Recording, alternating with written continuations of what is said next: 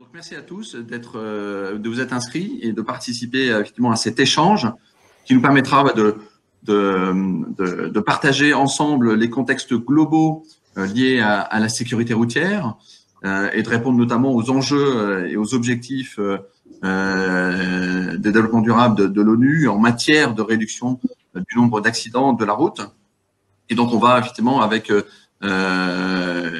les intervenants travailler ce sujet effectivement de la gestion du patrimoine et notamment via le spectre effectivement de la sécurité routière.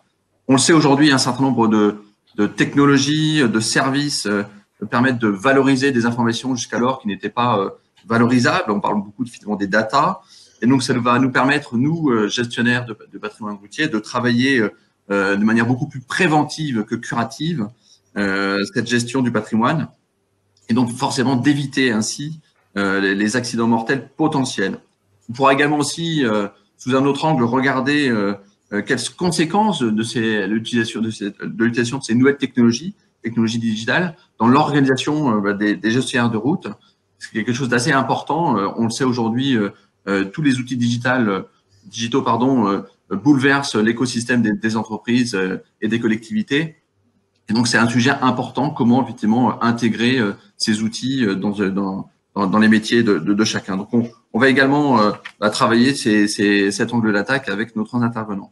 Alors, nos trois intervenants, bien évidemment, ont eu la gentillesse d'être avec nous pendant 1h30 et ils se présenteront à tour de rôle. Donc, j'ai le plaisir d'accueillir Christophe Nicodème de l'ERF qui va challenger un petit peu l'approche et notamment l'approche autour de la prévention sur la gestion du patrimoine. On aura également aussi Guillaume Bertrand de Mobility by Colas qui fera une présentation du service Anaïs au travers d'une étude de cas.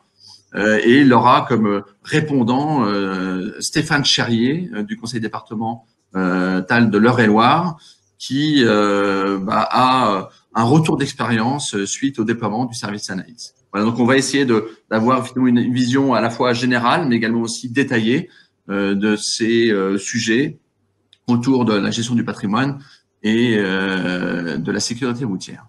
Donc, ce que je vous propose, c'est d'aller directement dans le vif du sujet et de donner la parole à Christophe Nicodème pour qu'il puisse se présenter d'une part et puis, bien évidemment, nous donner son angle d'attaque avec cette vision européenne.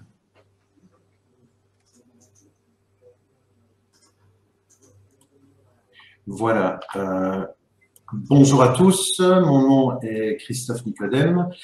Je suis le directeur général de la Fédération routière européenne, European Union Road Federation, et je voudrais tout d'abord remercier les organisateurs de ce webinaire pour m'avoir invité et donner l'occasion de présenter un peu ce que nous faisons à l'ERF en ce qui concerne l'approche de gestion patrimoniale. Alors, je vais commencer par la présentation de l'ERF. Qui sommes-nous? En fait, nous sommes une association professionnelle basée à Bruxelles, parce que Bruxelles, c'est le centre de la politique européenne. En fait, nous sommes une plateforme de dialogue et de recherche sur tous les thèmes liés à la mobilité par la route. Et nous avons l'habitude de dire que l'ERF est en fait la voix de la route européenne. En ce qui concerne nos activités, comme je viens de le dire, présence à Bruxelles, donc suivi systématique de la politique européenne en matière de route, de sécurité routière, de mobilité. Les informations que nous fournissons à nos membres, en particulier sur l'évolution de la politique européenne. Nous participons régulièrement à des recherches, à des projets financés par la Commission européenne. Nous organisons également régulièrement des congrès, des conférences, séminaires.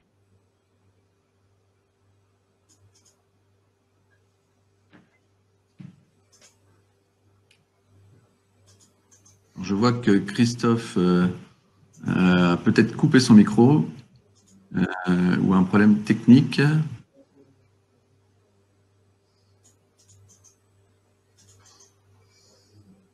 Est-ce que tout le monde est comme moi, c'est-à-dire ne l'entend plus? On n'entend plus. Très bien. J'aurais pu être le seul. Et informatif. Nous faisons également… Voilà.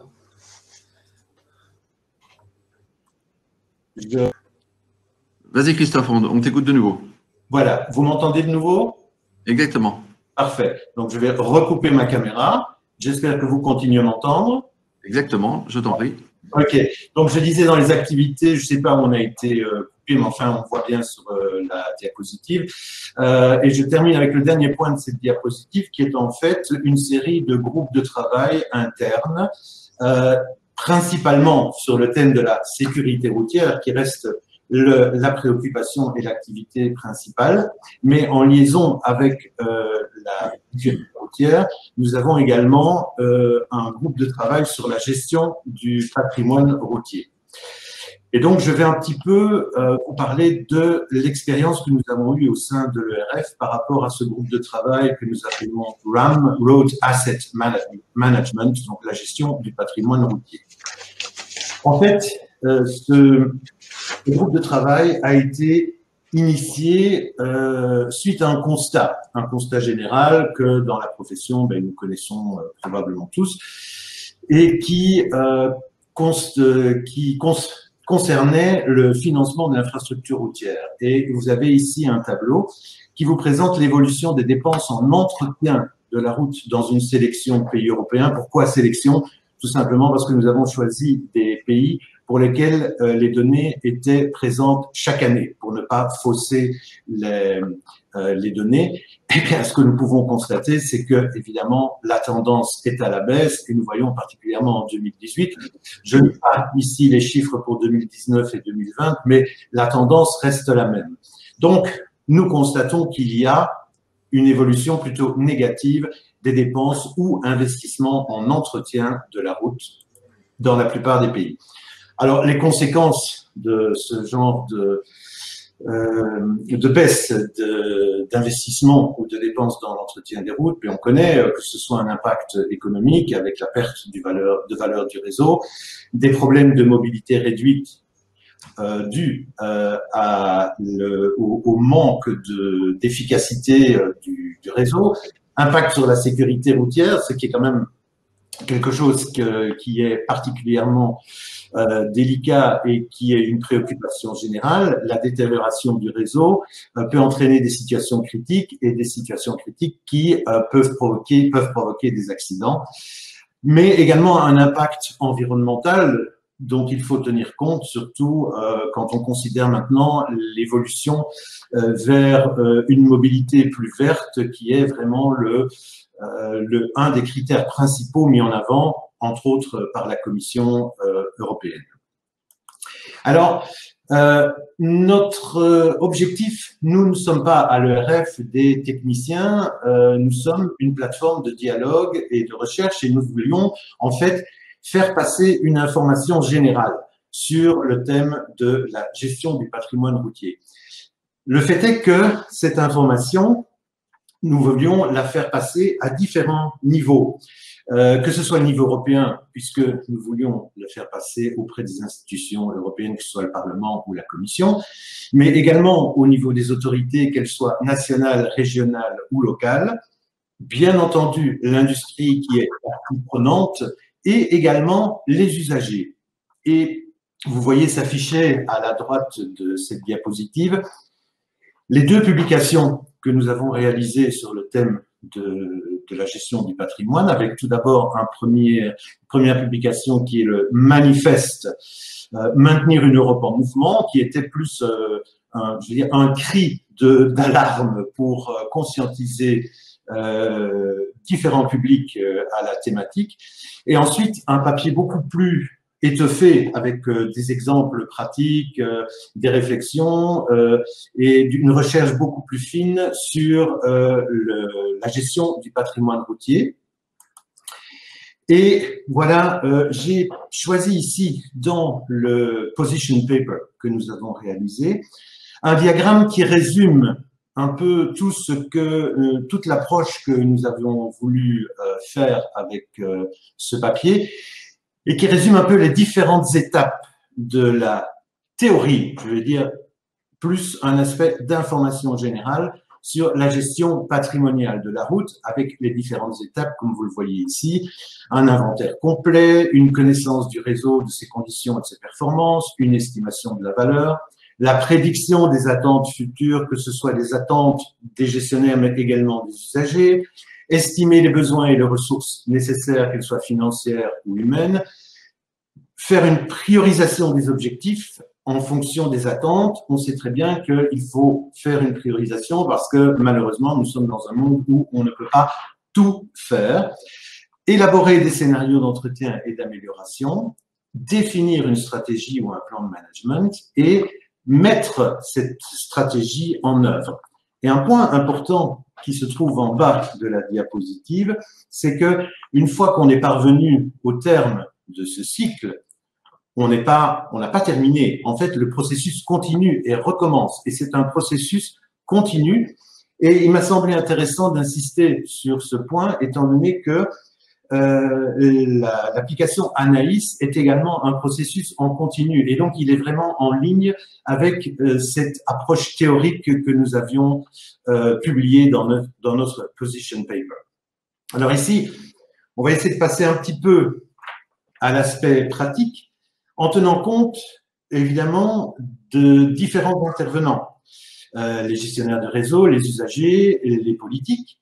Et comme je disais précédemment, un des points importants, c'est la connaissance de son réseau. Mais on ne parle pas ici d'une connaissance théorique, mais d'une connaissance vraiment pratique, beaucoup plus fine, qui va permettre d'adopter des approches préventives et d'effectuer des améliorations ciblées.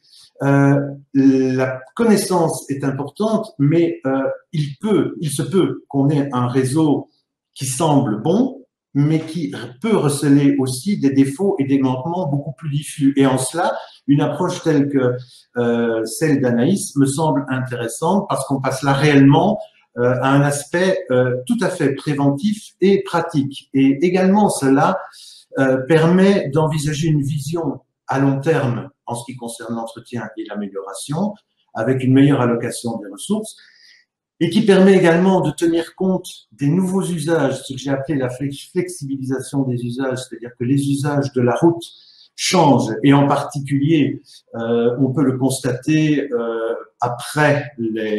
avec les impacts de l'épidémie de Covid, on a assisté à une approche totalement différente des attentes des usagers par rapport à la route, et c'est le cas plus particulièrement en zone urbaine, mais également pour les déplacements à plus longue distance. Et elle permet également d'incorporer dans cette vision d'autres éléments tels que l'apparition des nouvelles mobilités. On parle beaucoup pour l'instant des véhicules autonomes, des véhicules connectés, de la mobilité douce, et tous ces éléments peuvent également être incorporés dans une vision à plus long terme. Il y a toute une série de nouvelles techniques qui sont disponibles et qui peuvent contribuer à faciliter une approche préventive. Je pense par exemple au monitoring en continu, les systèmes digitaux d'analyse et de prévision, et puis ainsi que d'autres techniques innovantes, par exemple les drones pour les inspections, les systèmes digitaux qui sont plus liés au principe de Anaïs, les communications de véhicule à véhicule, de véhicule à infrastructure, et les smartphones qui deviennent de plus en plus une partie intégrante d'une approche préventive dans la mesure où quasiment l'entièreté de la population est équipée de téléphones et la plupart de smartphones, de téléphones intelligents. Comme ça avait été dit dans l'introduction, c'est vrai que pour les gestionnaires de réseau, cette approche est disruptive. On change un peu les habitudes et ça entraîne bien évidemment une nécessité d'adaptation aux nouvelles technologies, que ce soit en termes de formation à l'outil, d'utilisation, également d'utilisation des résultats et des data que cet outil peut produire. Mais ce que je pense qui est très intéressant et totalement en lien avec l'application Anaïs, c'est que on fait participer les autres intervenants. C'est-à-dire que les usagers ne sont plus uniquement des utilisateurs, mais ils deviennent également des acteurs de la sécurité et de la mobilité. Et en cela, ça vraiment, ça les sensibilise et ça leur donne un rôle et ça leur permet d'adhérer mieux à ce genre de stratégie et d'approche. Et je pense que c'est un élément très important. Et alors ensuite, on a parlé des datas, de toutes les données que ce genre d'approche peut générer. L'information qui est récoltée grâce à ces approches est extrêmement utile parce qu'elle est beaucoup plus fine, beaucoup plus détaillée. Et finalement, en fin de compte, ce qui est important, c'est de délier les cordons de la bourse. Et ces informations peuvent être utilisées pour fournir aux décideurs et finalement aux payeurs des informations qui leur seront utiles pour prendre les décisions nécessaires pour l'amélioration du réseau afin de le rendre plus sûr pour tous les usagers. Et c'est particulièrement cette approche-là que je trouve intéressante dans Anaïs et les présentations qui vont suivre. Et donc voilà, c'était la toute première intervention. J'ai essayé de la faire pas trop longue pour laisser plus de place à l'aspect bien pratique. Je vous remercie pour votre attention et si vous avez la moindre question, je suis à votre disposition. Merci. Merci Christophe pour cette présentation. N'hésitez pas à réagir, d'ailleurs j'en profite sur le chat et à poser les premières questions qu'on reprendra tout à l'heure en guise de conclusion de ce webinaire après les trois présentations. Ce que je vous propose maintenant, c'est effectivement de switcher, pas d'univers, mais de composants, puisque effectivement après cette vision européenne de la gestion du patrimoine, je propose de passer la parole à Guillaume Bertrand de Mobility by Colas, qui va nous expliquer comment travailler ce sujet de gestion du patrimoine en décloisonnant les métiers de l'infrastructure, du monde de l'embarqué, et comme vient de dire Christophe Nicodème, tout en mettant au cœur du service Anaïs les usagers de la route qui sont des véritables anges gardiens de cette route et qui finalement agissent collectivement pour une meilleure sécurité. Donc je vous propose c'est de effectivement switcher sur cette présentation du service Anaïs et ensuite effectivement il y aura un dialogue qui s'instaurera entre les différentes personnes associées à ce webinaire. Merci Fabrice. Donc je vous propose de démarrer par un film qui exposera les différentes composantes et enjeux d'Anaïs qui durent 2 petites minutes. Et ensuite, comme ça, je pourrais rentrer un peu plus dans le détail et continuer avec une démonstration pratique sur certaines vraies zones d'alerte qui ont émergé grâce à Anaïs.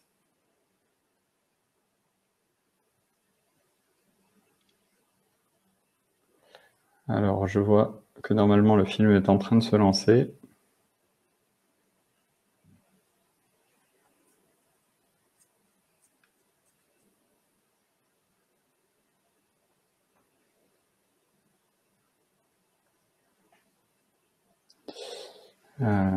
Alors, je reclique dessus.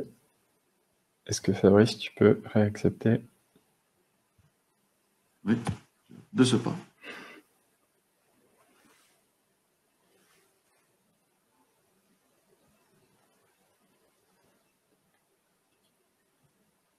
Alors, le film ne se lance pas.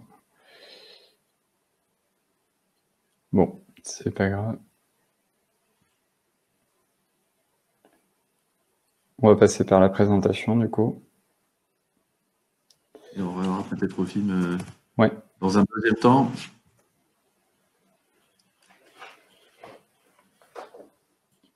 C'est les aléas du direct, bien évidemment, il y en a toujours.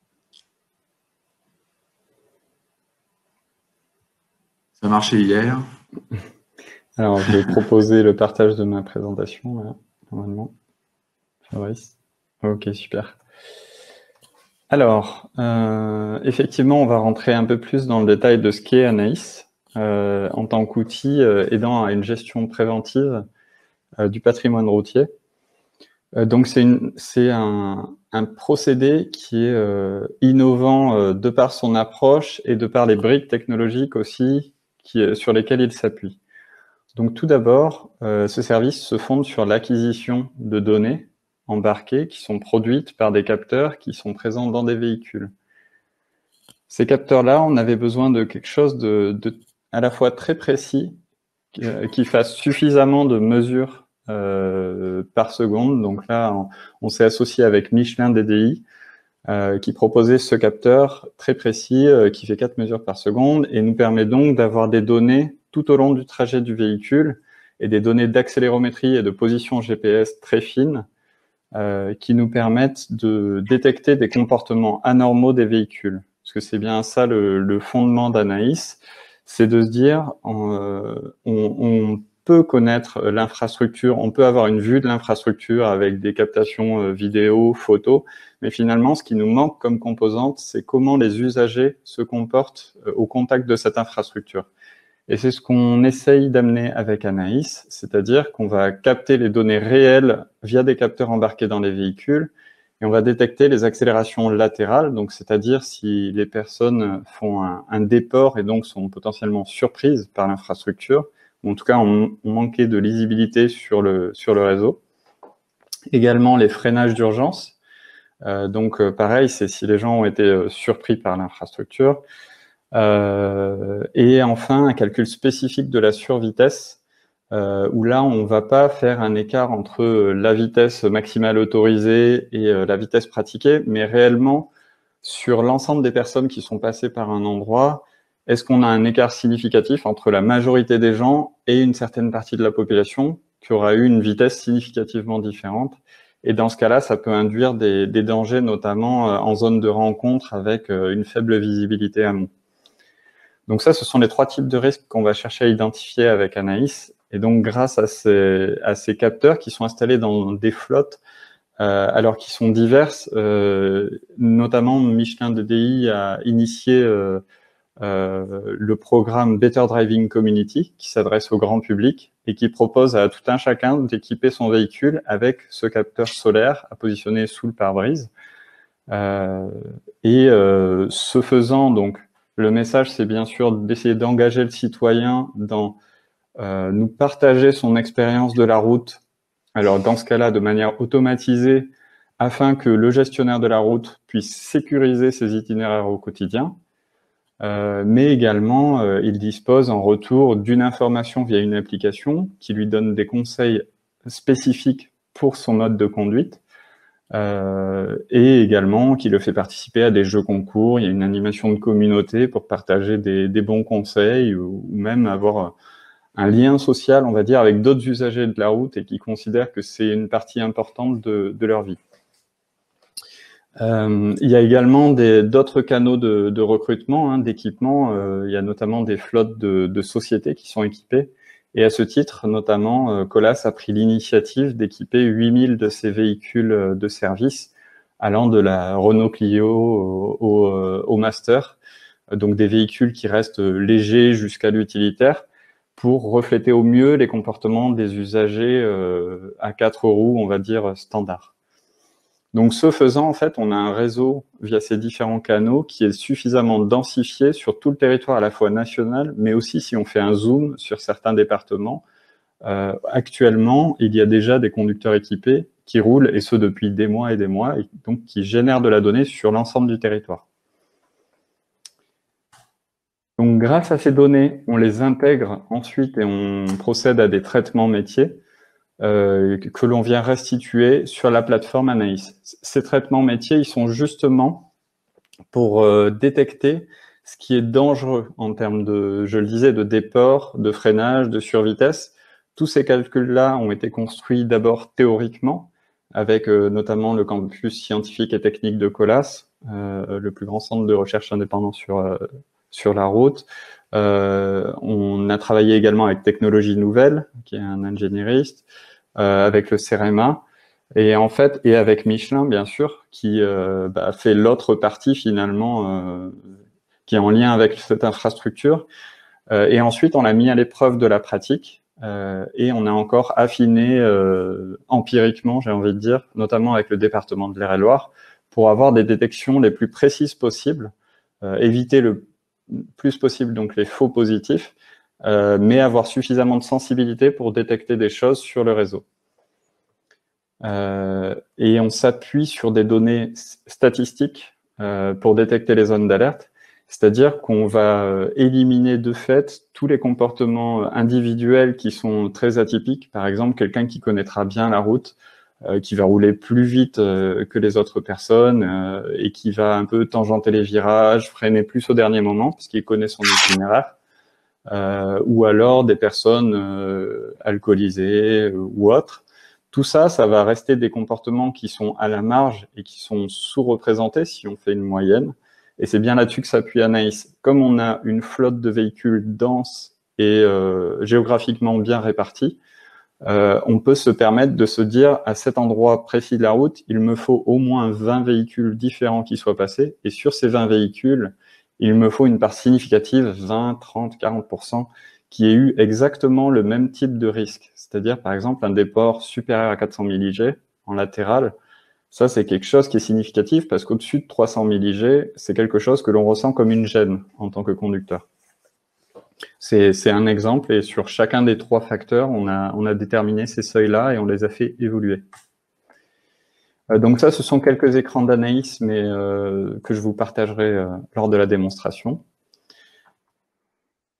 Et ensuite, la suite du processus d'Anaïs, une fois qu'on a donné aux gestionnaires des réseaux routiers toutes ces informations-là et qu'on a pointé les quelques zones d'alerte à aller observer en priorité, l'idée, c'est de pouvoir fournir des recommandations via l'outil également pour faire des interventions, alors qui sont parfois liées à l'infrastructure en elle-même, mais parfois liées à son environnement proche.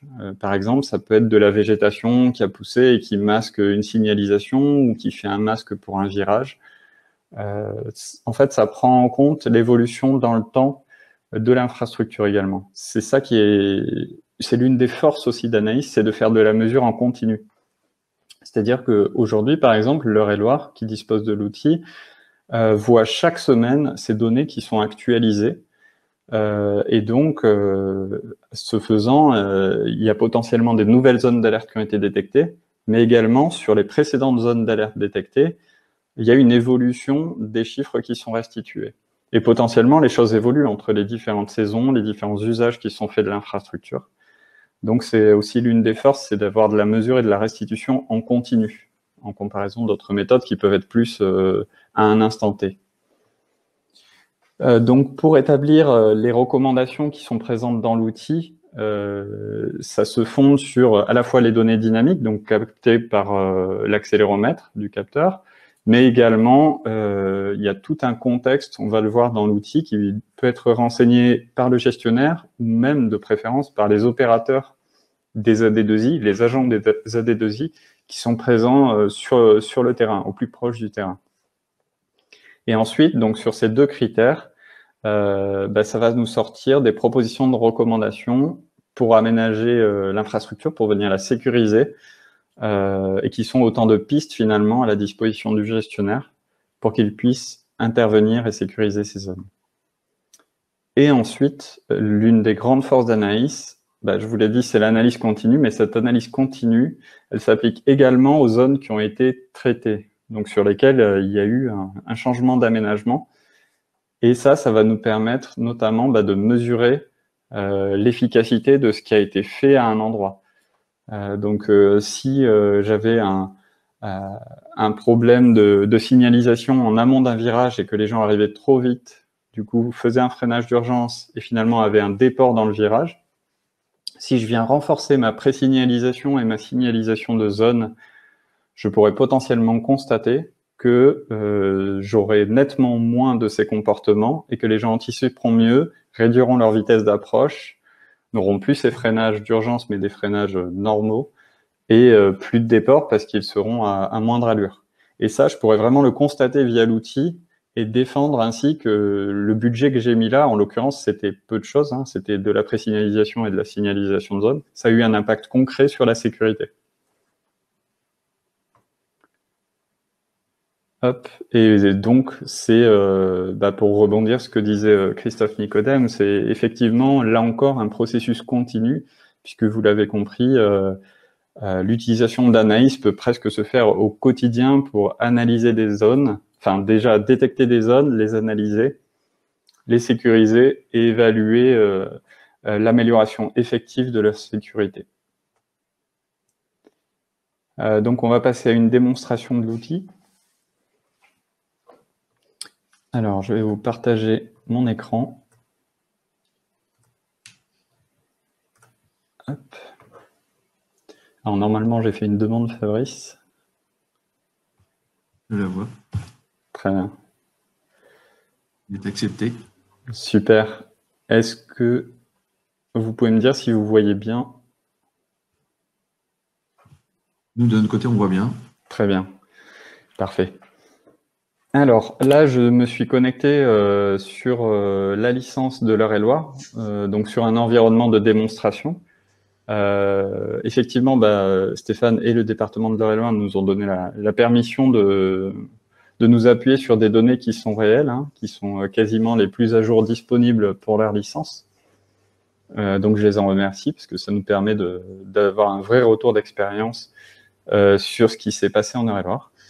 Donc là, après m'être connecté à l'aide d'un login et d'un mot de passe sécurisé, hein, puisque derrière, on a des données sensibles quand même, donc c'est nominatif et sécurisé.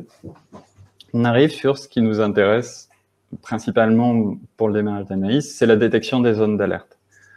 Donc, on voit que sur l'Eure-et-Loir, on en a 167 qui sont actives, donc 5 qui ont été détectées dans les 3 derniers mois et 2 qui ont été clôturées à date. Le but étant, au fur et à mesure de l'utilisation d'Anaïs, de passer ces zones actives en clôturées. Parce que ça voudra dire qu'on a constaté effectivement que la sécurité s'est améliorée sur ces zones.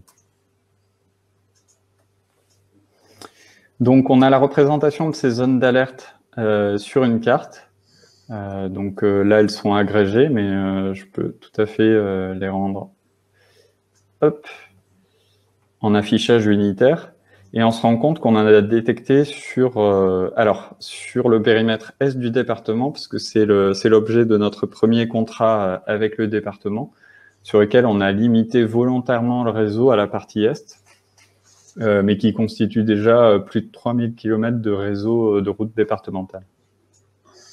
Et ce qu'on constate, c'est que grâce à cette flotte justement bien répartie, on arrive à détecter des zones un peu partout sur le réseau. Et à chaque fois, on a l'indication, par exemple, là, cette zone se situe sur la D26 et il y a 20% des passages effectués à cet endroit qui ont eu un déport significatif, donc à risque. Ensuite, on a la même vue de ces zones d'alerte, mais cette fois-ci sous forme de tableau, ce qui nous permet de faire des tris assez facilement et de s'y retrouver quand on utilise Anaïs. On a le risque principal, donc l'un des 3 facteurs, hein, déport, survitesse et freinage. Et ensuite, on a un indice de conduite apaisée, qui est un indice composite qu'on a créé sur la base justement de ces 3 facteurs de risque. Et en fait, il a 2 utilités. La première, c'est de faire une comparaison relative entre les différentes zones qui sont détectées. Et notamment, si je fais un tri comme ça, on s'aperçoit qu'on a des zones à trier prioritairement parce que la conduite est loin d'être apaisée sur ces zones. Donc, ça peut donner une priorisation parmi les zones d'alerte à traiter. Et ensuite, cet indice, il est recalculé toutes les semaines sur la base des nouvelles données qui sont collectées et traitées. Et donc, on peut mesurer justement l'évolution de la sécurité de cette zone, qui est ou non liée à une intervention. Mais en tout cas, si c'est lié à une intervention, on pourra défendre le fait que l'intervention a amélioré la sécurité de la zone et ainsi venir clôturer cette zone. Cette vue tabulaire est exportable en CSV pour travailler hors ligne ou potentiellement pour l'intégrer à d'autres outils. Notamment, je pense aux outils de SIG qui sont déjà présents historiquement dans de nombreux départements. C'est quelque chose qui est tout à fait faisable et sur lequel on a déjà travaillé avec le département de l'Eure-et-Loir. Je reviendrai à cette dernière fonctionnalité juste après avoir vu quelques cas concrets de zones d'alerte, puisque c'est l'une des dernières fonctionnalités qu'on a sorties sur l'outil. On va commencer par une zone qui se situe à la Bourdinière Saint-Loup qui a été détecté en août 2019 pour une raison de déport. Donc là, on a une restitution synthétique des principales données. Je vais zoomer un peu parce que je ne sais pas comment vous voyez de l'autre côté. Donc là, on a une agrégation de données qui est effectuée sur les 8 derniers mois. Alors, c'est quelque chose qui fait du sens pour avoir un grand nombre de données. C'est potentiellement quelque chose sur lequel on peut jouer en fonction du nombre de véhicules connectés qui circulent. Mais là, les zones qu'on détecte avec cette agrégation sont très significatives et donc on a placé le curseur à cet endroit.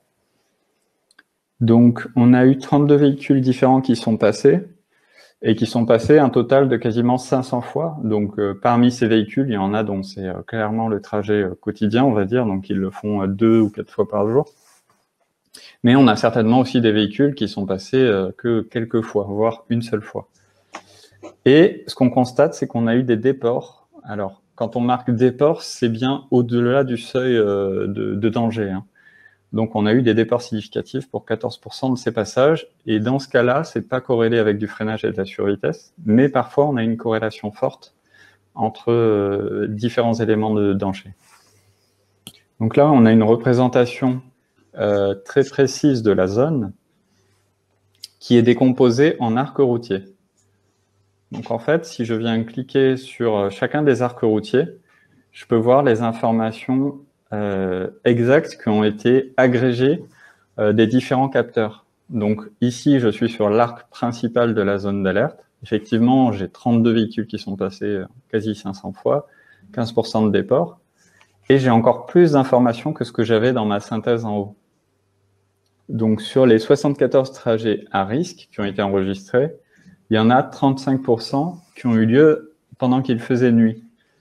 Donc ça donne déjà une indication. Ça veut dire qu'un tiers des fois où les gens ont été surpris par ce virage-là, il faisait nuit. Donc potentiellement, la baisse de luminosité est un facteur aggravant. Ensuite, 16% par temps de pluie. Donc là, c'est pas significatif, 16%. Donc on retient pas. Mais dans certains cas, ça peut être des zones d'alerte qui sont essentiellement liées à ça.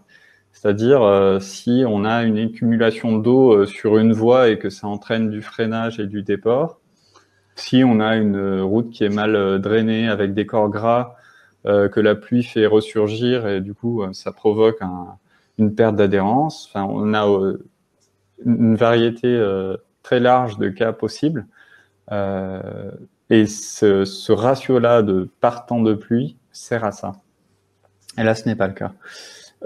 Occurrence par temps froid, ça veut dire quand la température est inférieure à 2 degrés, donc potentiellement qu'on a du gel. Et là, encore une fois, dans ce cas présent, ce n'est pas significatif, mais sur certaines zones, ça l'est réellement. Et ensuite, on a les valeurs moyennes qui ont été constatées sur tous les passages effectués sur cet arc. Et donc, on a un déport moyen au-dessus de 400 milligé, ce qui est très très fort. Ce qui effectivement est très important, et corrélé à du freinage finalement moyen à moins 170 milligé, ce qui correspond à une faible décélération, à un début de freinage, mais ce qui n'est pas si fort que ça, et une vitesse d'approche à 63 km/h.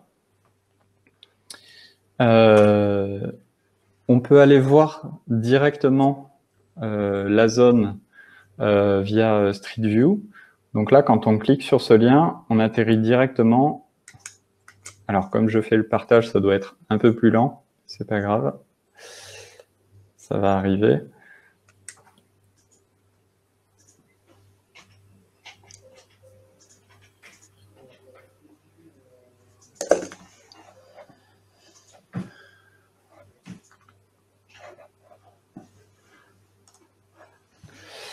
Donc là, on arrive directement sur notre zone d'alerte. Donc ça, c'est un outil qui est assez simple, mais qui est finalement très pertinent dans ce cas de figure, parce qu'on a des données qui sont relativement récentes. Bon, là, c'est de juin 2018, mais on peut considérer que l'infrastructure n'a pas foncièrement changé, hormis peut-être l'état de la route et l'environnement, mais la structure, la géométrie, on va dire, est bien celle-ci. Et donc, on constate effectivement qu'on a ici plusieurs choses. Déjà, il y a un constat visuel qui s'impose, c'est que on a une continuité de lisibilité qui nous emmène à penser que la route pourrait aller tout droit. Ici, on voit qu'il y a un hameau, donc potentiellement générateur de halos lumineux, ce qui peut expliquer également que lorsqu'il fait nuit, c'est aggravé. Et en fait, si on remonte un petit peu en amont, on constate qu'il y a alors une pré-signalisation de virage et un petit panonceau de situation, mais finalement, il n'y a pas de réelle alerte qui est faite au conducteur pour lui dire « Attention, il y a quand même un virage à 90 degrés assez serré ». Et c'est pour ça, effectivement, qu'on constate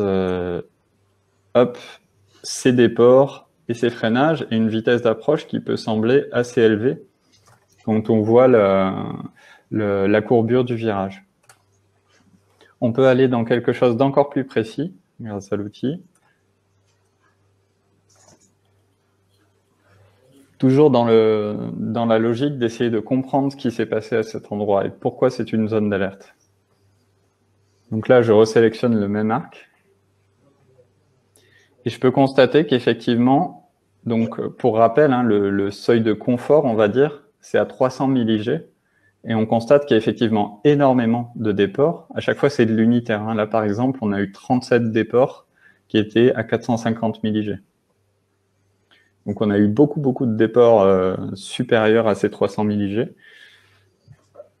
Et c'est corrélé à des freinages. Alors, en moyenne, on avait moins 170.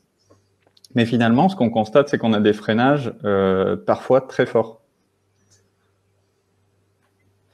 Et tout ça lié à des vitesses d'approche qui sont également parfois non adaptées. Donc les gens qui se sont potentiellement fait surprendre. Cet outil de statistique, de comparaison temporelle, il a à la fois le bénéfice de nous amener une vision précise sur les distributions des 3 indicateurs, mais également il permettra à terme, enfin au fur et à mesure de l'utilisation de l'outil, de comparer une période potentiellement post-travaux à une période pré-travaux. Toujours dans l'optique de bien voir l'impact réel et positif des aménagements réalisés. Ensuite, en fait, tout ce que je viens de faire là, en conditions réelles, c'est une analyse, vous vous en rendez compte, qui peut être faite depuis un ordinateur en centrale par un gestionnaire, donc depuis son bureau. Ensuite, une fois qu'on a fait ça, on peut se dire, OK, là, c'est une vraie zone d'alerte, et du coup, décider d'aller relever le contexte sur le terrain pour savoir quelle est vraiment la situation de la zone, les caractéristiques de la route, de la signalisation, pour pouvoir vraiment voir sur le terrain ce qui ne va pas.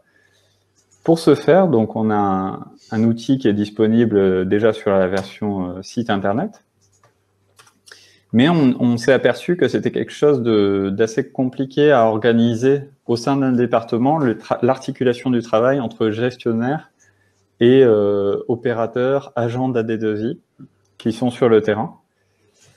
Et donc, finalement, on est venu apporter un outil complémentaire. Donc là, c'était la zone numéro 51. En tant que gestionnaire, du coup, je peux me dire, je veux avoir le contexte sur cette zone. Donc, je vais créer une mission de saisie de contexte. En allant sélectionner ma zone, je pourrais potentiellement en sélectionner plusieurs. Et en disant, je veux que ce contexte soit rempli d'ici la fin du mois. Et là, je sélectionne quelqu'un à qui l'affecter. Donc ici, on peut imaginer la liste de vos opérateurs qui sont présents dans les agences locales. Je vais vous montrer, avant de créer cette mission, la vue dont dispose l'opérateur. Donc là, j'ai émulé un format mobile. Donc là, c'est la vue réelle de l'application telle qu'elle existe. Donc, on a simplifié au maximum l'usage par l'opérateur. C'est-à-dire que là, s'il n'a aucune mission qui est affectée, il ne voit aucun contexte à remplir. Cependant, dès qu'on va créer une mission, ça va lui créer en quelque sorte un ordre de mission. Et là, on voit, c'est spécifique parce que j'émule un écran de mobile, mais l'opérateur va bien recevoir une notification sur son téléphone lui disant une nouvelle mission de contexte vous a été affectée. En complément de ça, il recevra également un mail pour l'invitant à aller se connecter sur l'application. Et si je rafraîchis, je vois bien que j'ai cette mission qui apparaît. Et là, je peux simplement me diriger vers la zone. Donc là, c'est exactement à l'endroit précis de la zone. Et une fois que je suis sur site, remplir du contexte. Et ça me dit sur la zone où est-ce qu'il faut que je me positionne pour remplir mon contexte. Et là, hop, on a un outil qui est vraiment optimisé pour le mobile.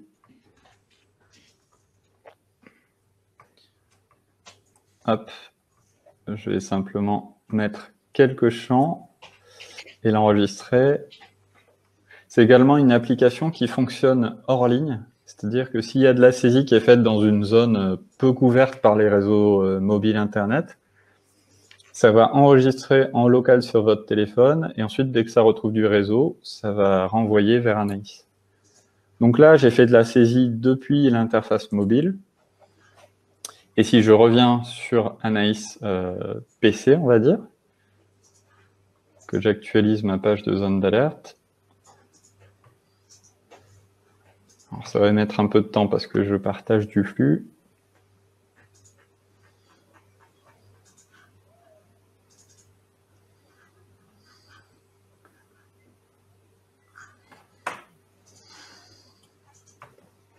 Et voilà, en tant que gestionnaire, j'ai donc le contexte qui s'est bien rempli. Et grâce à ce contexte et aux données dynamiques qui ont été produites par les capteurs, je dispose désormais de recommandations pour améliorer la sécurité de cette zone. Par exemple, revoir et ou renforcer la signalisation, vérifier l'adhérence de la couche de roulement, étudier la possibilité de réduire la largeur de la chaussée au niveau du carrefour. C'est autant de pistes pouvant amener une amélioration de la sécurité, mais qui reste bien sûr à la décision du gestionnaire. D'ailleurs, on a pris le parti, lorsque le gestionnaire veut créer une zone de travaux, donc décider d'une intervention, de laisser complètement champ libre, parce que finalement, c'est décorrélé des recommandations macro très généralistes qui sont faites par l'outil, mais qui peuvent quand même aiguiller la réflexion. Mais ensuite, il faut faire appel traditionnellement au savoir-faire en interne du département, voire à une ingénierie, mais pour savoir précisément quels travaux réaliser. Et une fois que ces travaux seront créés, ça permettra d'avoir un suivi sur ce graphe d'indicateurs de conduite apaisée pour voir, là, l'indicateur global, il est très bas parce que c'est le déport qui est en danger. Donc, on voit un déport à 88 et qui reste bas. Ça, c'est important aussi. Ça veut dire que dans le temps, il y a toujours des gens qui se font surprendre à cet endroit-là. C'est pour ça qu'on a une conduite qui n'est pas apaisée à cet endroit. Et potentiellement, si on était venu placer des travaux, on aurait pu voir une amélioration. Et dans ce cas-là, justifier que nos travaux ont servi à quelque chose. Améliorer la sécurité de cette zone. Je vais vous montrer maintenant juste encore 2 zones pour que vous voyez des contextes un peu différents. Là, on a vu, c'était un virage assez violent sur la droite avec une impression de continuité. Là, on a un cas un peu différent. Avec... Hop. Stéphane, n'hésite pas à intervenir. D'ailleurs, je ne sais pas si ton micro est actif. Il fonctionne. Cette zone-là, tu peux peut-être partager notre réaction lorsqu'elle est apparue. Bonjour à tout le monde. Donc là, on est au milieu de notre Beauce préférée, en Eure-et-Loire. Et on est sur une zone entre 2 villages, en ligne droite, pleinement. Et en fait, sur cette zone, on a constaté qu'il y avait des zones déjà un peu de vitesse, forcément, et de déport en pleine ligne droite, ce qui est un peu bizarre. Et nous, on n'avait jamais recensé de déport, enfin des choses un peu bizarres de déport, en tout cas sur cet axe-là. Donc l'outil Anaïs nous a démontré qu'il y avait un certain nombre de déports, je ne sais plus exactement les chiffres. Je ne sais pas si tu peux les faire voir. Ouais, je vais aller dessus. Alors déjà, en vue macro, on a des déports moyens au-dessus de 370 milligés, ce qui est très surprenant en ligne droite. Et si on va dans les stats détaillés, on a des choses encore plus significatives en termes de distribution. Hop. Donc là, effectivement, on avait des déports qui allaient jusqu'à du quasi 800 milligés. Donc c'est vraiment un coup de volant très, très puissant. Et tout ça corrélé à parfois des freinages alors qu'on est en ligne droite. Et sans virage qui se situe tout de suite après, et des vitesses très élevées à cet endroit-là. Donc la vitesse maximale autorisée ici étant à 80 km/h. Et ça, en fait, je te laisse poursuivre. Donc en fait, nous sommes allés sur le terrain avec un opérateur et on a pu constater en fait en restant un petit peu sur place qu'il y avait plusieurs facteurs qui pouvaient expliquer ces déports. Alors le premier en fait, c'est que cette ligne droite est la seule entre deux villages et c'est la seule zone où on peut doubler. Sur les 8 km qu'il y a entre les deux villages. Donc c'est la seule zone où on peut doubler avec une bonne visibilité. Sauf que cette zone-là, elle est habitée par un agriculteur où il y a quand même des sorties de tracteurs qui peuvent être réguliers. Et en plus, de par le bâti en place, on se rend compte que si le tracteur sort, en fait, l'avant du tracteur, il est sur la route et lui, il ne voit toujours pas. Donc ça nous pose un peu de problème un peu spécifique. Donc en fait, on permet aux gens de doubler dans une zone habitée à 80 à l'heure officiellement, mais plus près de 100. Et donc, enfin même plus, je crois, hein, il y a même des points de bien plus que 100.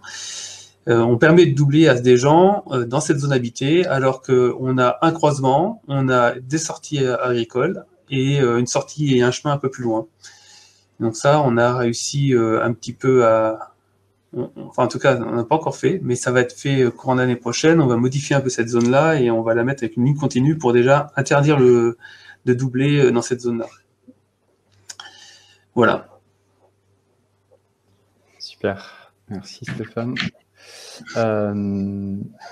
Effectivement, là, c'est une zone qui nous a posé question au début, notamment sur la captation des données, mais finalement, on se rend compte qu'on a des données suffisamment précises et qui parfois peuvent vraiment nous surprendre. Et c'est ce à quoi on s'attendait aussi en développant, en imaginant Anaïs, c'est qu'on détecterait des zones qu'on n'imaginait pas. Maintenant, on va passer sur une dernière. Pareil, Stéphane, je ne sais pas si tu vois. Hop. Cette zone à Saint-Ville.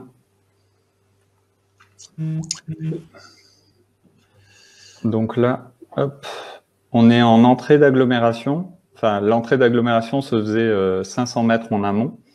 C'est ça. Donc les gens sont censés rouler à 50 km/h.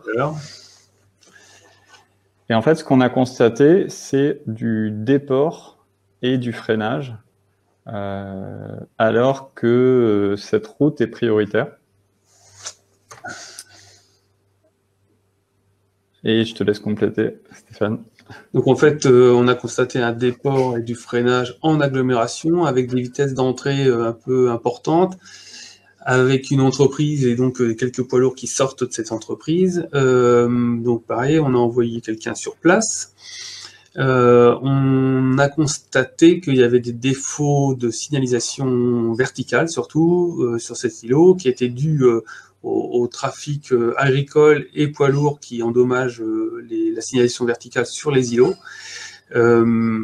Et aussi, de par leur gabarit et l'infrastructure, en fait, on se rend compte qu'ils effacent pas mal la signalisation horizontale, de par les frottements et les gyrations. Donc en fait, on a amené une certaine vigilance à l'agence sur ce virage en leur demandant de passer régulièrement et de remettre en état cet îlot, et le marquage en tout cas. Dans ce virage-là d'ailleurs aussi, on a un croisement et on s'est rendu compte aussi qu'il y avait d'autres problèmes à la suite. Hormis cet îlot qui était peut-être mal fait et mal positionné, on s'est rendu compte qu'il y avait des problèmes de sécurité, de positionnement, de candélabres, de panneaux aussi qui cachaient la visibilité. Donc en fait, le fait de venir sur place aussi oblige, on va dire, les gens qui vont sur le terrain à se poser des questions sur l'infrastructure, et en tout cas prendre le temps de se poser ces questions. On dit toujours que l'habitude tue, c'est des gens qui sont de terrain, qui connaissent leur secteur par cœur, et ils ont perdu cette habitude de regarder les choses réellement. Ils agissent par habitude, et c'est un petit peu un défaut professionnel, hein, clairement. Mais bon, en tout cas, ça permet de rendre vigilants les gens sur place. Voilà.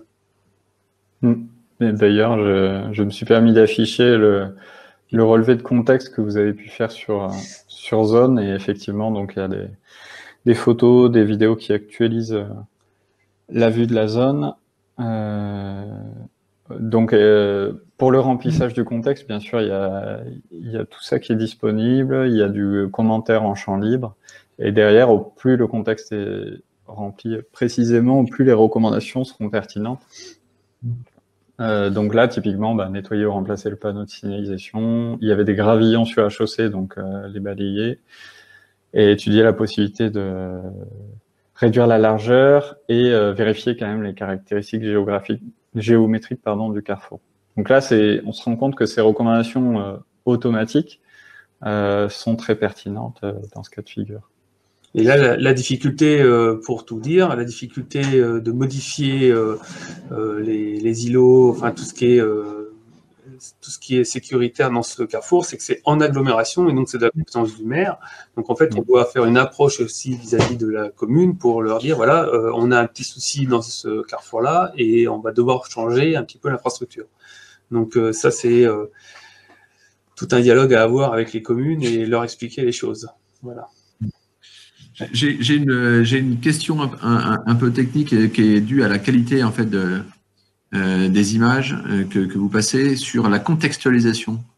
Est-ce qu'on peut revenir sur la contextualisation et expliquer un petit peu quel est le rôle de cette contextualisation et comment effectivement l'opérateur terrain doit participer à une meilleure contextualisation de cette zone qu'on aura pu découvrir via l'outil? Alors en fait, ces contextes, c'est des relevés de situation, on va dire, sur le terrain, en disant, voilà, typiquement à Saint-Ville, c'était un carrefour en agglomération, c'est une zone d'alerte qui est en intersection. Donc en fait, on précise un peu les choses sur le terrain, les modes de savoir si c'est un passage, un stop ou autre. On peut remplir tous ces contextes, ces contextes-là, et derrière essayer de se poser les bonnes questions. Exemple, dans cette situation-là, on se rend compte que ce passage n'est peut-être pas forcément approprié à la situation géographique, avec la haie, avec le manque de visibilité. Le stop était clairement quelque chose de peut-être plus normal à installer. Voilà, il y a des choses qu'il faut essayer de revoir. Les dévers de route qui sont des fois en contre-dévers. Alors historiquement, les choses ne sont pas améliorées. Voilà, il y a des choses peut-être à revoir, en tout cas pour que les virages se passent mieux. Il y a, je sais plus ce qu'il y a d'autre encore. Il y a toute une série de contextes à remplir, et ça, on peut le remplir que si on est sur le terrain, se rendre réellement compte des choses. D'accord. Donc ça vient compléter et actualiser les données via l'outil. C'est ça. Et ça nous donne aussi une image de la zone, même pour nous, dans le temps, plus précise. Pour parler aussi avec avec les directeurs, avec les élus, dire voilà, on leur présente les images, on leur présente les contextes, il y a une analyse qui peut être rapidement faite. Voilà. Merci. Du coup, Guillaume, pour un peu conclure, je vois que le temps passe. Avant de repasser la parole à Stéphane Charrier. Ouais. Est-ce que tu as d'autres éléments sur le service analyse ou on passe au sujet et à la vision que le département a? Ah, c'est très bien. On peut passer au département. Très bien. Donc, merci Guillaume de cette présentation. Donc effectivement, je vais repasser la parole à Stéphane Charrier, donc du département de l'Eure-et-Loire, qui quelque part va nous représenter un peu finalement le contexte dans lequel Anaïs a été déployée il y a maintenant 18 mois. Comment effectivement ça a changé ou pas, et il nous dira sa vision et sa manière de gérer le patrimoine, peut-être avec une vision plus préventive que curative. Et puis, il y aura aussi un acte, comme je le disais dans le préambule, qui sera peut-être aussi autour de l'organisation du travail tel que c'était fait avant et maintenant après, c'est-à-dire après le déploiement du service analyse. Stéphane, je te redonne donc du coup la parole. Et je vais accepter de ce pas la présentation que tu souhaites partager. Donc voilà, je suis Stéphane Charrier, je suis en mission sécurité routière au sein du département d'Eure-et-Loire depuis quelques temps, depuis 2016. Donc le département d'Eure-et-Loire, pour resituer un petit peu, c'est le deuxième plus grand réseau routier de France avec 7500 km de route. On est proche de la région parisienne et on est dans la Beauce profonde, le grenier de la France. Donc, pour donner quelques chiffres rapidement, donc 7500 km de route et depuis 2 ans, on est à 26 morts sur la route. Dans tout le département. Donc, ce qu'on a constaté depuis 2018, en fait, c'est que dans le département, on n'a pas vraiment de points noirs. Ils ont été traités dans les années passées, et en fait, on a des accidents un petit peu diffus dans tout le département. Et suite à cette analyse, en fait, il a été décidé de travailler avec un outil qui pourrait détecter ces zones qui pourraient être accidentogènes. Voilà. Donc en novembre 2018, on a passé un contrat avec Mobility pour utiliser cet outil Anaïs. Cet outil Anaïs débutait, on va dire, voilà. Et donc on a commencé à prendre nos marques sur cet outil en mars 2019. Pour nous présenter cet outil, voir comment ça pouvait fonctionner, voir les choses qu'on pouvait peut-être améliorer parce que il y a des choses qui n'étaient pas très parlants au départ, mais qui ont su évoluer et s'adapter en tout cas à notre demande, et ça adapte toujours à nos demandes qui reviennent régulièrement. Donc voilà, en mars, donc on a fait cette présentation et le nerf de la guerre là-dedans, c'est les données qui remontent. C'est un nombre de véhicules qui doit être connecté dans le département et dans les départements limitrophes. Le département d'Eure-et-Loire a comme particularité d'être un département traversant. C'est pas un département où les gens viennent beaucoup en tourisme, à part aller voir la cathédrale. Quelques autres choses quand même, mais c'est surtout un département traversant Paris dans le sud. Donc ces personnes connectées ont eu, ça a été un peu difficile à en avoir suffisamment pour que ça soit représentatif. Et en septembre 2019, en fait, on commençait à avoir des premières remontées de zones qui pourraient être problématiques.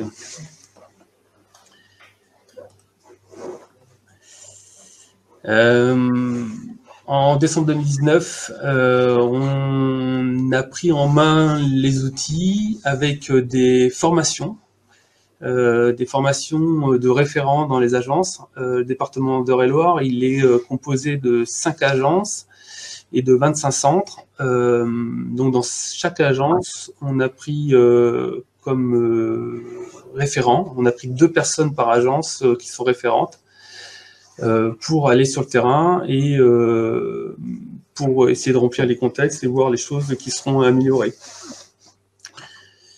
En janvier-février 2020, on a fait des visites de terrain avec les référents pour essayer de comprendre, de s'imprégner de l'application et de l'outil Anaïs, et puis aussi les imprégner aussi un peu de cette démarche de sécurité routière qu'ils n'ont pas forcément, ils ont une approche technique purement, et alors, qui est très bonne, hein, il n'y a pas de souci là-dessus. Par contre, au niveau de cette approche sécurité, des fois ils l'ont un petit peu oublié, ce que je disais tout à l'heure, hein, ils agissent par habitude, un CD de passage qui est cassé, on le remplace, sans se poser vraiment de questions. Voilà, c'est des choses qu'il faut ramener régulièrement de par les formations et les échanges. Donc en fait, c'est ce que je marque en dessous, les agents ne distinguent plus les problèmes qui ne sont plus systématiquement traités par manque d'expertise et de lecture de la route. L'œil neuf, exemple pour moi, qui travaille sur les 7580 km de route, on a tendance à aller sur zone et voir tout de suite les problèmes parce qu'en fait on ne connaît pas le terrain, enfin on le connaît mais pas autant qu'eux, quoi. Donc on agit beaucoup plus vite.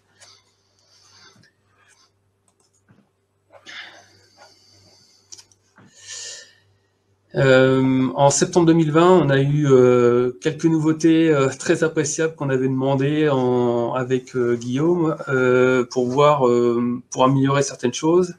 On se rend compte qu'on a des problèmes de communication en fait entre les référents et nous, et du coup, on a cette possibilité d'envoyer des missions à ces référents. Dire voilà, bon bah s'il vous plaît, là il y a une zone qui est quand même problématique réellement, ça fait un moment que ça dure, je vous demande d'aller la voir et d'aller la traiter, d'aller remplir les contextes. Donc on envoie ça par mail ou directement sur l'application sur le téléphone où ils ont des notifications qui apparaissent et ça les alerte. Et dans les prochaines choses que j'ai demandé, ce serait aussi que en parallèle, il y a un envoi au N+1 pour qu'ils soient informés aussi que les référents doivent aller sur le terrain et voir les problématiques qu'il peut y avoir sur leur zone géographique. Ça permet de rendre visible le travail qui est effectué parce que c'est quelque chose qui n'est pas forcément visible en fait. Et voilà. Donc les intérêts, c'est donc d'alerter le personnel de ce territoire en l'obligeant à constater, en lui donnant des objectifs de délai pour essayer de traiter cette zone et pouvoir prendre des décisions derrière suite à ces analyses-là sur le terrain. Il faut faire des choix aussi. Le département a 7500 km de route, ce que j'ai dit. On a 40 millions d'euros de budget, donc ça permet aussi de faire des choix sur les travaux, sur les aménagements à faire, à prioriser en tout cas, et donc d'aider à cette décision auprès des élus, auprès des dirigeants, des directeurs, de tout cas d'essayer d'appuyer certaines zones en disant voilà, là ici il faut vraiment faire quelque chose. Parallèlement à tout ça, on travaille aussi avec tout ce qui est accidentalité du terrain, avec la préfecture, avec les outils Traxi du ministère, et ça permet de croiser aussi un peu toutes ces données que l'on a via aussi le SDIS, on a quelques remontées d'accidents. Donc voilà, ça permet de voir si ces zones-là sont réellement accidentogènes ou elles pourraient être accidentogènes. L'outil aussi, il demande à ce qu'on ait monté en compétence des référents Ça passe par des formations, forcément, des formations en sécurité routière sur des aspects techniques, des rappels réguliers. Donc voilà, il faut que ça soit accompagné régulièrement et sur des choses qu'ils n'ont plus l'habitude de voir, en tout cas, voilà.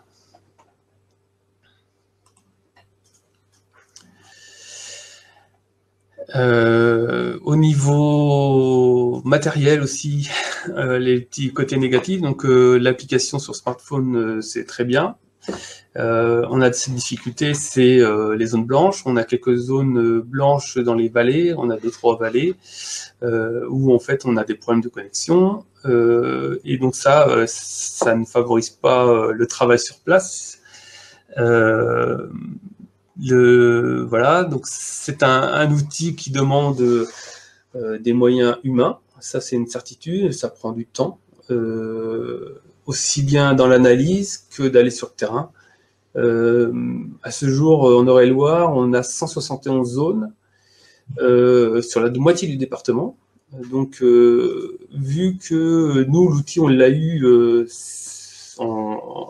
en partie un petit peu décalée, que les formations des agents se sont fait encore plus décalées, on a pris certainement du retard, ça c'est clair. Et pour rattraper le retard, c'est compliqué. C'est des agents qui n'ont pas que ça à faire, clairement. Ils ont d'autres missions de terrain. Et arriver à tout faire, parfois, c'est un peu compliqué.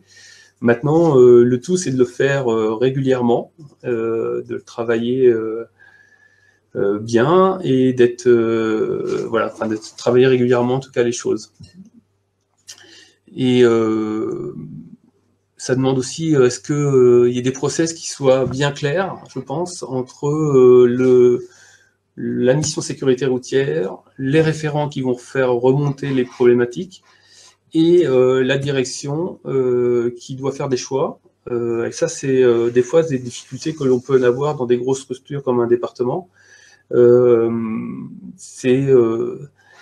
Les process, c'est souvent compliqué à mettre en place.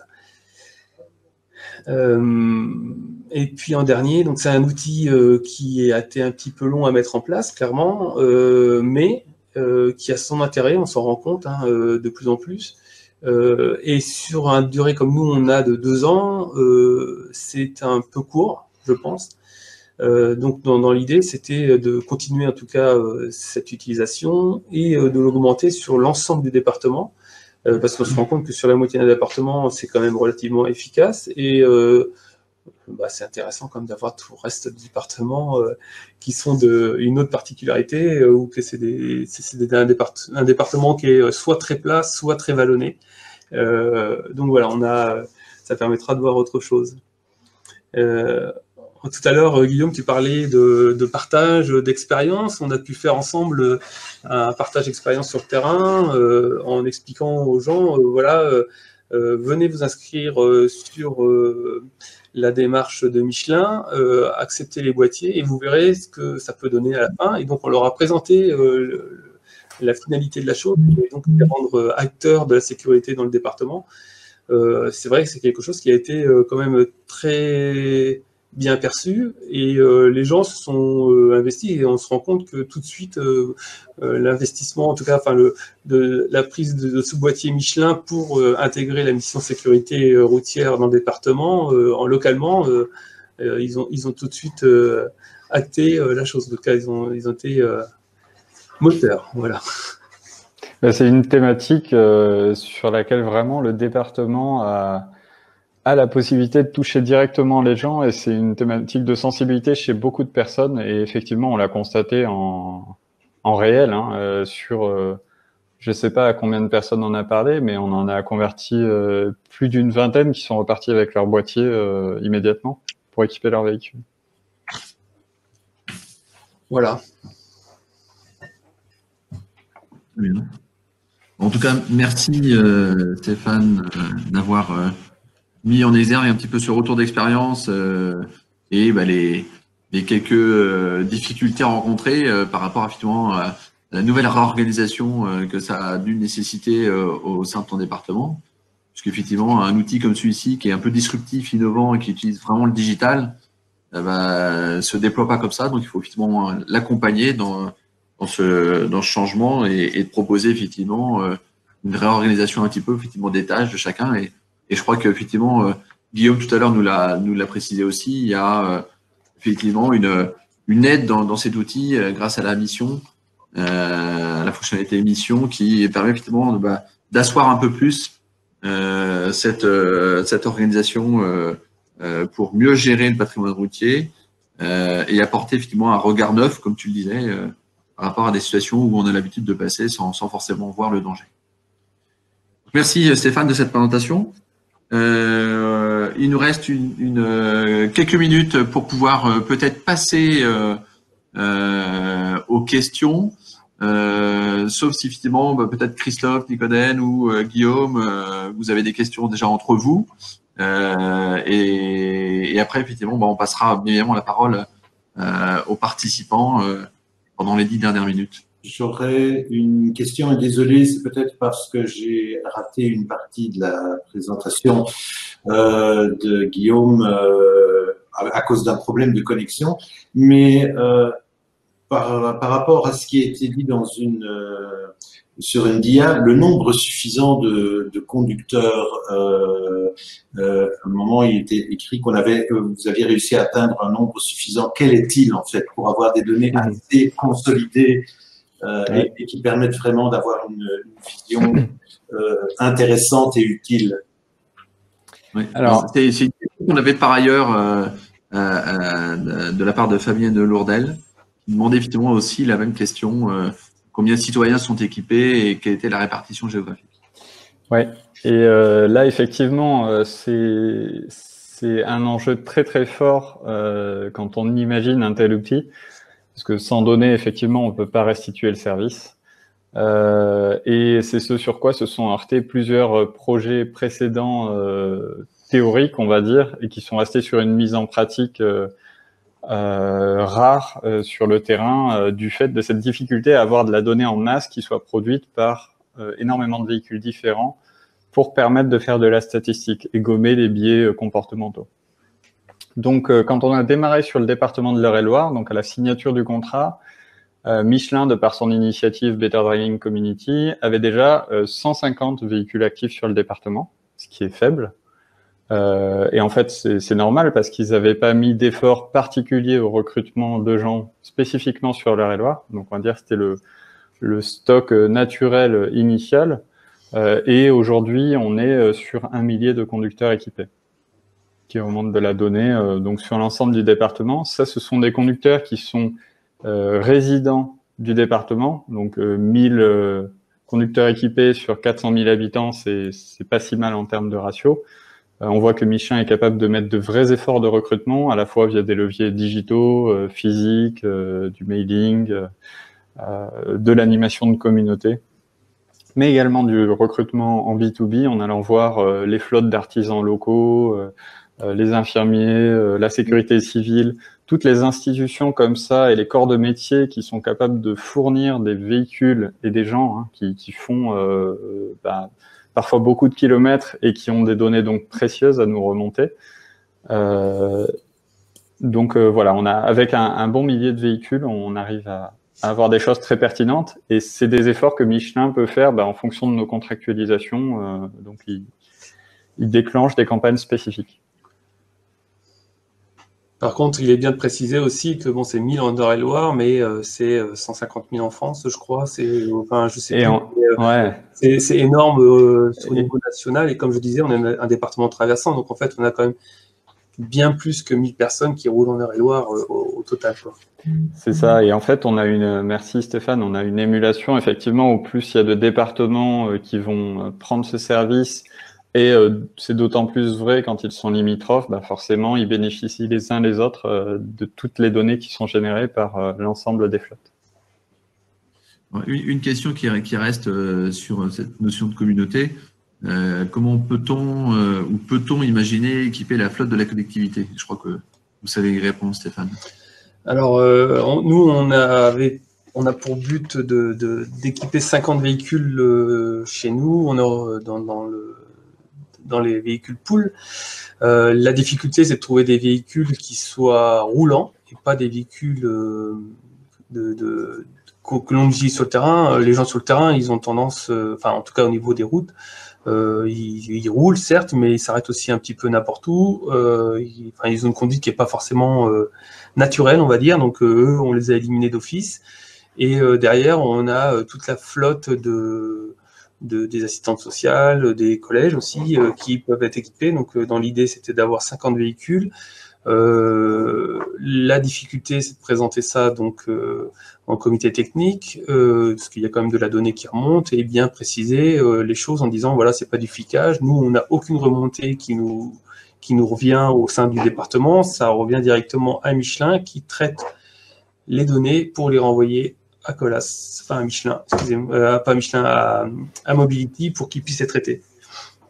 Exactement. Donc, pour répondre à la question, oui, on peut effectivement équiper la flotte de la collectivité, et c'est un choix de la collectivité, et ça passe effectivement par la communauté Better Driving Community.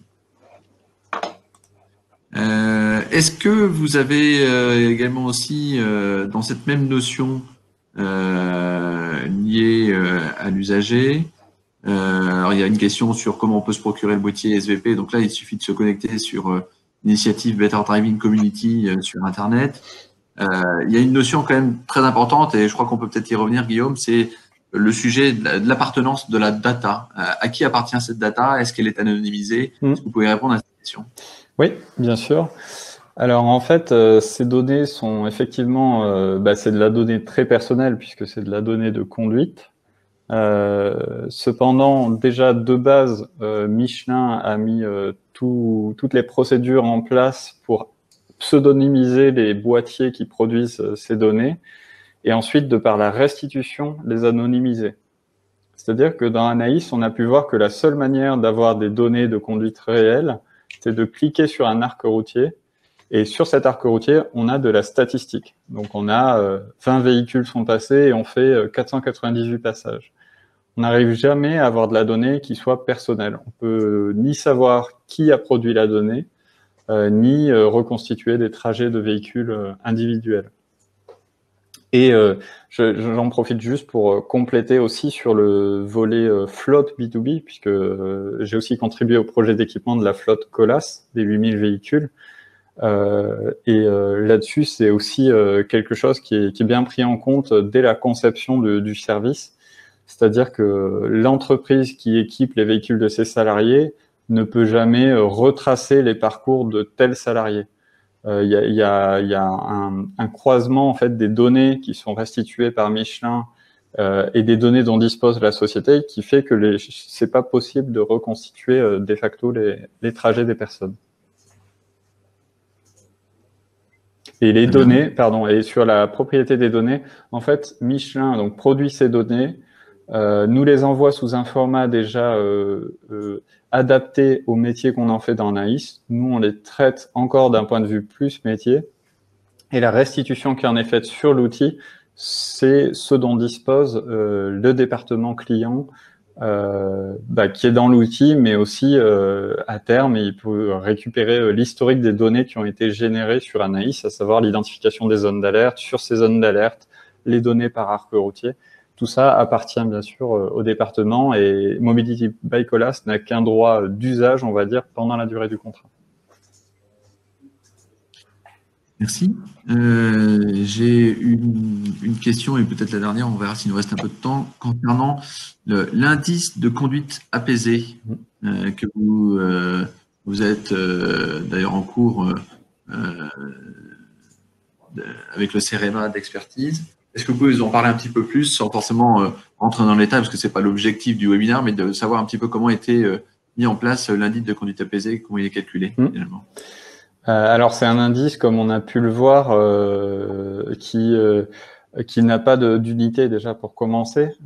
C'est un indice qui s'étale entre 0 et 180. On a fait le choix aussi que plus la situation s'améliore, la route est sécurisée, l'environnement est apaisé, et plus il est haut, donc 180 étant le maximum, étant une situation parfaitement apaisée. Et en fait, c'est composé des 3 sous-indicateurs que sont le déport, la survitesse et le freinage. Et en fait, sur chacun de ces 3 sous-composants, on est venu déterminer une courbe, donc en fonction de l'intensité de ce qu'on mesure en conditions réelles. On va attribuer des sortes de scores, et c'est sur la base de ces scores cumulés et pondérés qu'on calcule l'indice de conduite apaisée. Merci. Si vous souhaitez avoir plus d'informations sur ce sujet-là, n'hésitez pas à contacter Guillaume par mail. On pourra vous donner ses coordonnées juste après. Peut-être une question pour Christophe. Est-ce que cette approche qui a été déployée sur l'Eure-et-Loir, vous en avez vu d'autres au niveau européen qui mettent au cœur de l'écosystème finalement les usagers? À ma connaissance, il existe des systèmes, comme j'ai évoqué dans la présentation, de monitoring beaucoup plus continu, mais à ma connaissance, c'est le seul système qui soit aussi coopératif. Et je trouve que c'est un élément particulièrement intéressant parce qu'on met, comme je l'ai dit, l'usager au cœur de la problématique. Et ça permet également de dépasser le stade pur de l'analyse, je dirais, technique telle que les professionnels de la route sont habitués à effectuer, c'est-à-dire le relevé des points noirs, des zones accidentogènes, etc., mais qui a une vision beaucoup plus, je dirais, structurelle en tant que telle. Et cette approche permet d'inclure un élément plus de comportement et de centrer également l'analyse et les prises de décision qui peuvent en découler sur les usagers eux-mêmes. Et d'après ce que je sais en tout cas, c'est une expérience assez unique. Bien. Merci. Je crois qu'on arrive au terme effectivement de ce webinaire après 1h30 d'échange. Il reste encore 3-4 questions. On les évoquera peut-être en dehors de ce webinaire. En tout cas, je tenais à vous remercier tous. D'une part, effectivement, les intervenants, Christophe Nicodème, Stéphane Charrier et Guillaume Bertrand pour votre disponibilité, et puis également aussi pour l'excellence de vos propos. Un grand merci également aussi aux participants de ce webinaire qui ont su poser quelques questions assez centrales sur ce sujet tant bien important qu'est la gestion de cette sécurité routière en agissant sur le patrimoine. Je crois que c'est quelque chose qui est très important et qui, au démarrage d'un nouveau cycle, avec l'intégration de ces outils digitaux qui semblent parfois un peu déroutants, mais qui finalement apportent un nouveau regard, un regard neuf, mais complémentaire aux outils existants. Donc, un grand merci à tous et je vous propose de reparler peut-être dans quelques mois pour faire un autre bilan autour effectivement de ces sujets de sécurité routière.